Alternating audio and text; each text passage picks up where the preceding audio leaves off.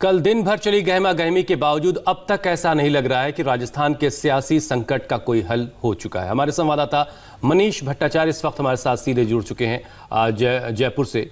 मनीष, आज एक बार फिर से कांग्रेस विधायक दल की बैठक होनी है। कल दिन भर हम इंतजार करते रहे कि कोई हल निकलेगा, कोई नतीजा निकलेगा। क्या आज उम्मीद की जाए कि राजस्थान का जो सियासी संकट है वो किसी नतीजे तक पहुंच जाएगा? देखिए, फिलहाल ऐसा दिखता नहीं है, क्योंकि सचिन पायलट ने भी देर रात को एक वीडियो जारी कर ये साफ कर दिया है कि उनके साथ कुछ विधायक हैं। लिहाजा ऐसी स्थिति में साफ है कि एक मैसेज देने की कोशिश की है कि एक मौका भले ही आला कमान ने उन्हें दिया हो कि विधायक दल की बैठक में वो आए, लेकिन वो आएंगे नहीं।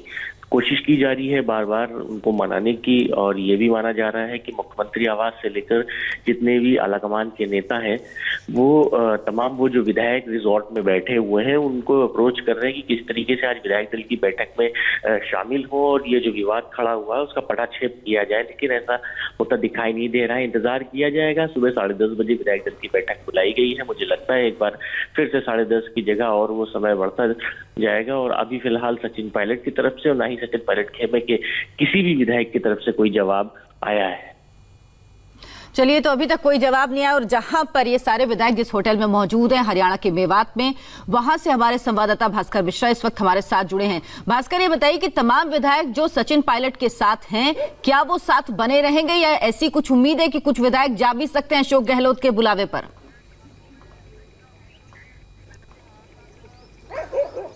देखिए, सबसे पहले मैं बता दूं कि ये ग्रैंड होटल जो देख सकते हैं, चाहे कर्नाटक का मामला हो या मध्य प्रदेश का या फिर अब राजस्थान का, एक तरह से ये सबसे सुरक्षित दुर्ग माना जाता है। जो भी विधायक यहाँ आए उसके बाद से पोचिंग नहीं हो सकती है।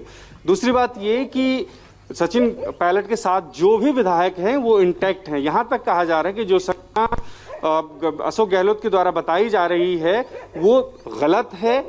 हेड काउंट करवाना है तो वो करवा लें जाके राज्य भवन में। जो सचिन पायलट है उनके पास कहीं ज्यादा विधायक और सीधा सीधा सरकार को खतरा है और आर पार के मूड में है। हाँ, लेकिन इतना जरूर है कि 10:30 बजे मीटिंग का टाइम दिया गया है, उसमें ये लोग नहीं आएंगे। एक बार कांग्रेस की तरफ से ये लोग क्लियर होना चाहते हैं, उसके बाद स्टैंड जाहिर रही। दो चीज क्लियर हो गया, एक तो ये सबसे सुरक्षित ठिकाना है जहाँ किसी तरह कोई दिक्कत नहीं है। दूसरी बात, जितने उसके अधिक विधायक, उससे कहीं और विधायक भी इनके संपर्क में हैं, वहां घर पे पहुंचे हों। जब भास्कर की आवाज अर्चना हम तक ठीक से नहीं आ रही, लेकिन जहां भास्कर इस वक्त खड़े हैं जिस रिजॉर्ट के बाहर, ये बहुत अंदर के इलाके में बना है, तो राजनीति का जो ये पहलू है, जिस तरह का खेल हो रहा है, ऐसे में होटल के कारोबारियों के लिए एक अच्छा मौका है कि वो जंगली इलाकों में भी अगर इस तरह के रिजॉर्ट बना दें तो वहां भी कारोबार उनका चलता रहेगा। बहरहाल, पर्दे के पीछे से गहलोत सरकार को बचाने की कोशिश भी जारी है। सचिन पायलट दिल्ली में हैं, उन्हें मनाने के लिए खुद प्रियंका गांधी सामने आई हैं। सचिन पायलट को एक तरफ फिर से पाले में लाने की कोशिश है, तो वहीं गहलोत अपनी संख्या बल मजबूत करने में लगातार लगे हैं। आपको आंकड़ों के जरिए समझाने की कोशिश करते हैं कि राजस्थान के रण में अशोक गहलोत का दावा कितना मजबूत है और सचिन पायलट आखिर कहां खड़े हैं।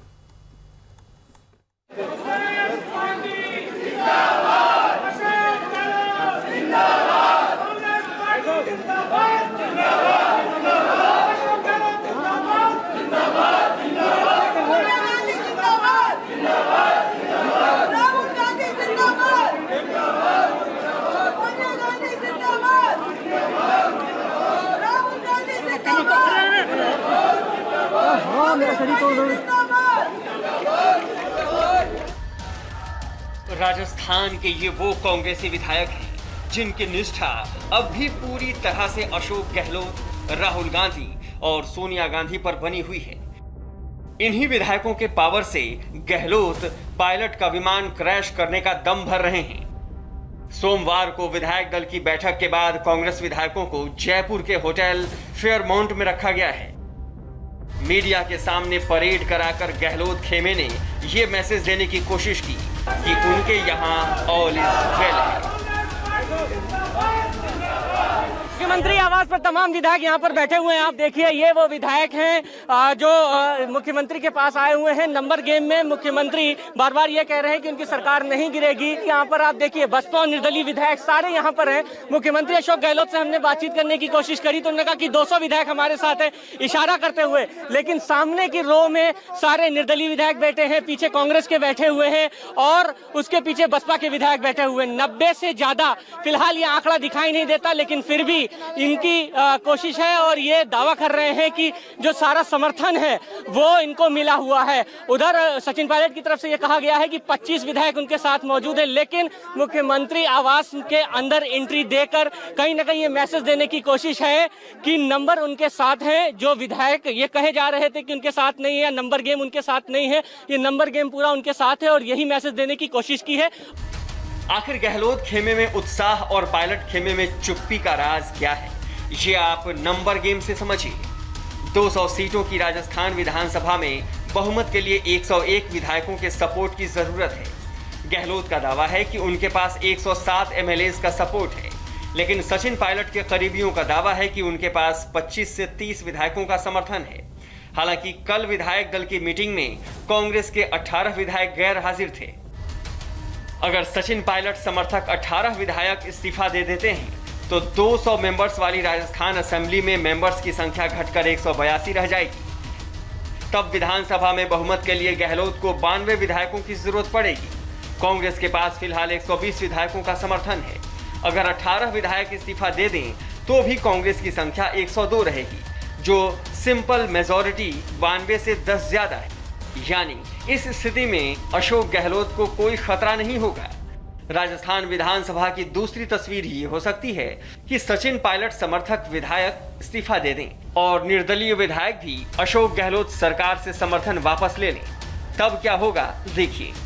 सचिन पायलट समर्थक 18 विधायक इस्तीफा दे दें तो विधानसभा में सदस्यों की संख्या 182 हो जाएगी। ऐसी स्थिति में राजस्थान असेंबली में बहुमत के लिए जरूरी आंकड़ा 92 होगा। अगर सचिन समर्थक 18 विधायकों के साथ साथ 10 निर्दलीय विधायक भी गहलोत सरकार का साथ छोड़ दें और ये सारे विधायक बीजेपी के साथ चले जाएं, तो भी गहलोत सरकार का नंबर 120 से घटकर 92 रह जाएगा। इस स्थिति में बहुमत तलवार की धार पर रहेगा, यानी सरकार गिरेगी नहीं। अब सवाल ये है कि अगर किसी हालत में अशोक गहलोत की सरकार गिर सकती है तो उसके लिए कितने विधायकों को पाला बदलना होगा। फिलहाल 120 एमएलएज का सपोर्ट अशोक गहलोत की सरकार को है। बीजेपी के पास 72 विधायक हैं। विपक्ष में 3 विधायक राष्ट्रीय लोकतांत्रिक पार्टी के भी हैं। सचिन पायलट का दावा है कि उनके साथ 30 कांग्रेस विधायक हैं। अगर ये 30 एमएलए इस्तीफा देते हैं तो गहलोत सरकार की ताकत घटकर 90 रह जाएगी। पायलट समर्थक 30 विधायकों के इस्तीफे के बाद विधानसभा की स्ट्रेंथ भी घटकर 170 हो जाएगी। ऐसी स्थिति में बहुमत का आंकड़ा होगा 86। अगर पायलट समर्थक विधायकों के इस्तीफे के बाद 10 निर्दलीय विधायक गहलोत का साथ छोड़ दें तो कांग्रेस का आंकड़ा घटकर 80 रह जाएगा और बीजेपी के मेंबर्स हैं 72। राष्ट्रीय लोकतांत्रिक पार्टी के 3 और विधायक बीजेपी के साथ हैं, यानी बीजेपी के साथ होंगे 75। इस स्थिति में भी गहलोत मजबूत हैं।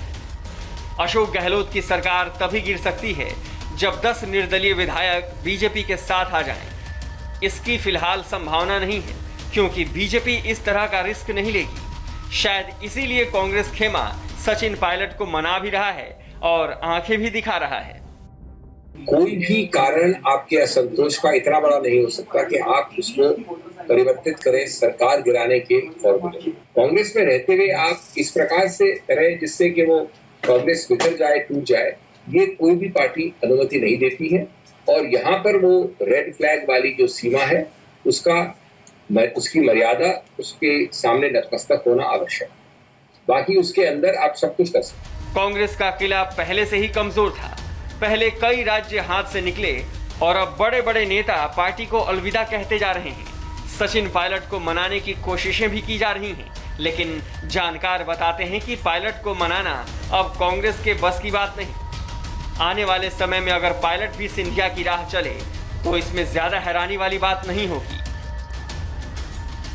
जयपुर से मनीष भट्टाचार्य के साथ विजय लक्ष्मी और देवेंद्र पराशर, इंडिया टीवी, दिल्ली। तो राजस्थान की सियासत में उठापटक मची हुई है। राजस्थान में क्या उलटफेर होगा, इस पर सबकी नजर है। राजस्थान के सियासी ड्रामे को देखते हुए महाराष्ट्र सरकार भी अलर्ट में है। कल मुख्यमंत्री उद्धव ठाकरे और एनसीपी चीफ शरद पवार के बीच मुलाकात हुई। सियासी घमासान राजस्थान में मचा है।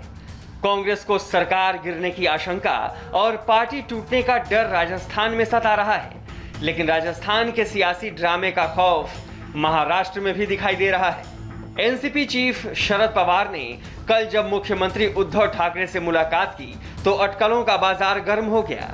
बताया जा रहा है कि दोनों नेताओं के बीच राजस्थान के राजनीतिक उथल-पुथल पर भी चर्चा हुई। महाराष्ट्र में शिवसेना, एनसीपी और कांग्रेस की गठबंधन की सरकार है। शिवसेना ने पहली बार बीजेपी को छोड़कर एनसीपी और कांग्रेस का दामन थामा है। महाविकास अघाड़ी नाम का ये गठबंधन जब अस्तित्व में आया तो बड़े बड़ों ने हैरानी जताई थी। सरकार को बने 7 महीने से ज्यादा का समय हो गया है और सरकार के अंदर मतभेदों की खबर आती रहती है। पिछले दिनों मुंबई पुलिस में तबादलों के बाद एनसीपी और शिवसेना के बीच तनातनी की खबरें आई थी। गृह मंत्रालय एनसीपी के पास है और अनिल देशमुख गृह मंत्री हैं।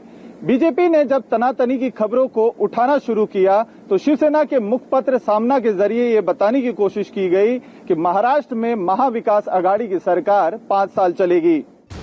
बहरहाल बताया ये जा रहा है कि कल की बैठक में भी शरद पवार और उद्धव ठाकरे के बीच पुलिस अफसरों के तबादले का मुद्दा उठा, जहां उद्धव ठाकरे की तरफ से कहा गया कि पुलिस अफसरों के तबादले की जानकारी उनको भी दी जानी चाहिए। भले ही महाविकास अघाड़ी के घटक दल ये बताने की कोशिश करे कि वहां सब कुछ ठीक है, लेकिन बीजेपी अक्सर कांग्रेस, शिवसेना, एनसीपी के गठबंधन को बेमेल गठबंधन बताती रहती है। पूर्व सीएम देवेंद्र फडणवीस ये कह चुके हैं कि महाविकास अघाड़ी सरकार को गिराने की उन्हें कोई जल्दी नहीं है। इसके बावजूद शिवसेना, एनसीपी के बड़े नेता अलर्ट पर हैं। वो नहीं चाहते कि महाराष्ट्र में गठबंधन में दरार आए और फिर एक सियासी संकट का सामना करना पड़े।